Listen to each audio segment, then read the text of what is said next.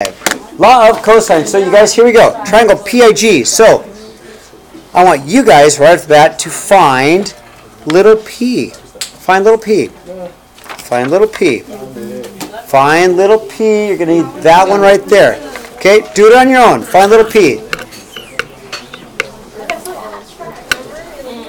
Girls, you find a little p? Of course you are. Let's use that formula right there. Okay. Give it a try. Try and do it. You should be able to do it without my help. There it is.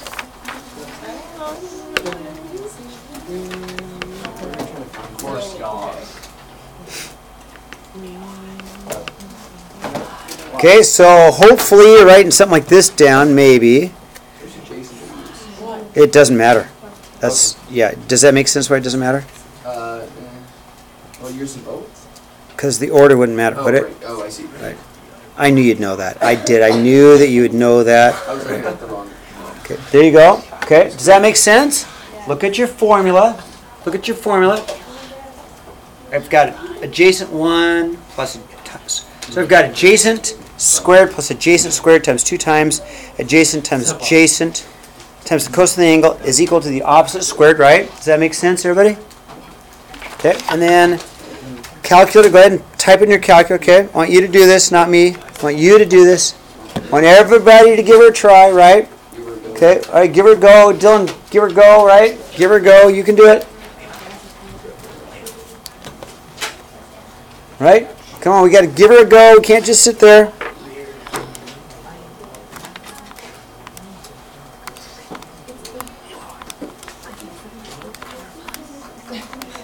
Okay.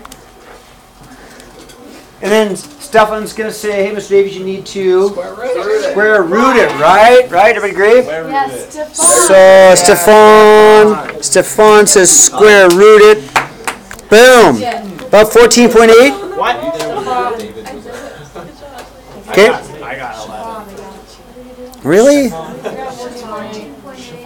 I got 14.8. Who got 14.8? All right, good. Do you want to find his mistake? Are you in the wrong mode? Could you go up in my history? No, I don't know. So you know what you did? Oh, that's what you did. That minus right there should be times. And then no divide by. Where's the divide by come from? So I don't know. anyway, okay, so this is 14.8. So now, if that's 14.8, what else could we find? What else could I find? Yeah, let's find angle. So here, let me ask you an easy question, okay? Easy question, super easy. Do you want to use this formula or do you want to use the law of sines? Which one's easier, this formula or the law of sine? Sure, and do you have a pair of opposites now? Yeah, you have a pair of opposites, so you've got your opposites. Let's use the law of sines. That's what we did yesterday, right? So what do you want to find, angle I or angle G? I or G? G it is. Okay, so set it up. Come on. Set up. Let's find angle G. Okay, set up. Find angle G. You can do this. Okay. The opposite divided by sine of beta.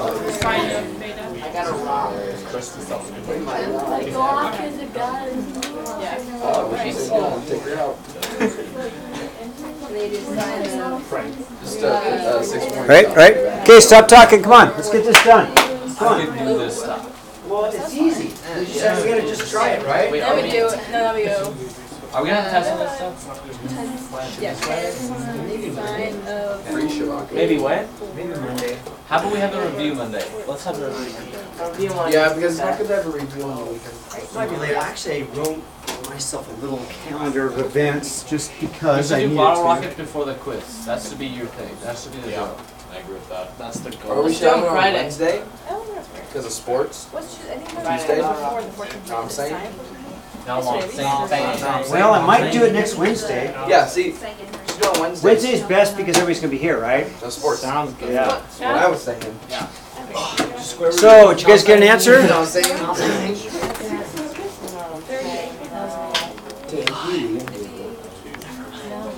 Darn. Mr. Davies. Just a sec. So I got a decimal when I did all that, but what am I going to do next? Inverse. Sine inverse that answer, right? So about 42.2, right? About 42.2. Yeah. Angle G is 42.2. Now, if you can't figure out how to get angle I, you probably should go back to geometry, right? Right? If you can't get angle I, go back to geometry. 180 minus 84 plus 42.2, right? 84 plus 42.2, and we get, boom, 53.8, right? So, thumbs up, pretty easy. You guys agree? Thumbs up, okay. All right, not yet. Okay, number two. Number two. So, real quick, do you have a pair of opposites? No. No. There's no pair of opposites, so it cannot be law of sine. But you have side, side, side, don't you? So if I look at my notes, and it says I know side, side, side, right? So I can use this formula. So real quickly, let's find angle T. Okay, listen. What we know from the unit circle is this. Okay? Debbie, paying attention? No. Yes, Mr. Davies. Thank you. Good. Not drawn on Levi, but paying attention, right? So what we know about our unit circle is that in order to find an obtuse angle, it has to be cosine. Sine will never give you an obtuse angle. Sine will always give you an angle here or here. So that's why I picked angle T. So if you have to find an obtuse angle, you need to use the law of cosine. So obtuse angles. So I'm going to find angle T first. So if this is angle T, that makes that my opposite, right? These are my two adjacents, right? I'm going to use that formula there, right? So set it up. We'll see what you get, okay? Set up, get her done. Set up, get her done. See if you can do it without my help. Okay? Can I go? After you set up, get her done. Just go. Get her done. Okay. Just don't yell at me. So if you have It's part of my job. stop yelling. There's been multiple studies where yelling does not help students. Well, only if you're sleeping in class, then it helps. Or doing something wrong. I gotta go main here. Huh? I gotta go main. You did? Am I supposed to? No, did you use parentheses? Yeah, that's I used print. the answer. That's the answer. They're made. Okay, great. You haven't taken the cosine inverse yet. Oh, wait. I accidentally did. Never mind. Okay. Okay, all right, set it up, right? And then Stefan's going to say, Mr. Davies, make sure you take the cosine inverse, right? Correct. Why, of course. Not the angle button. Not the angle button, no, the inverse button to get the angle, right? Angle button. Get the inverse. All right, how am I doing? Does it look like you're getting it? I'm almost there. I'll get there in a second. I know. No, since I found one angle. Oh, I've got a pair of opposites. There you go, right?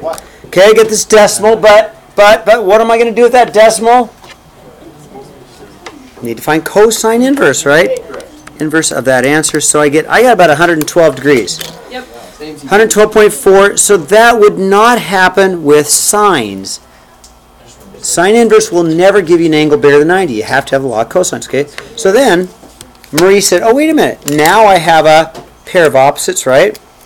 So if you have a pair of opposites, you can use the law of sines, right? So Ashley, what do you want to find? Angle A or angle C? I don't care.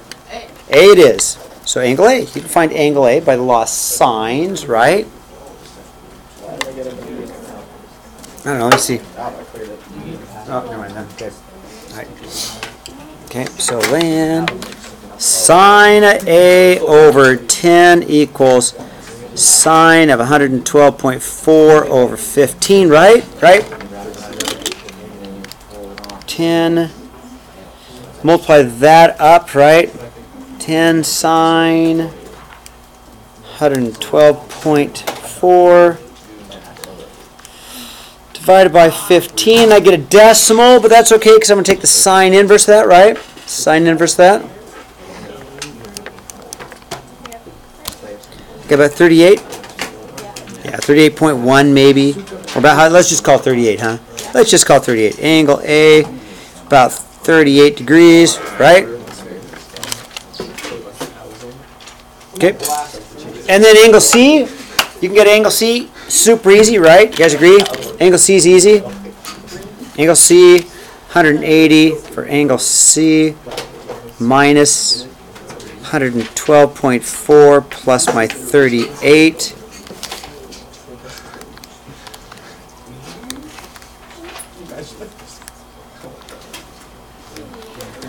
About a 29.6, okay?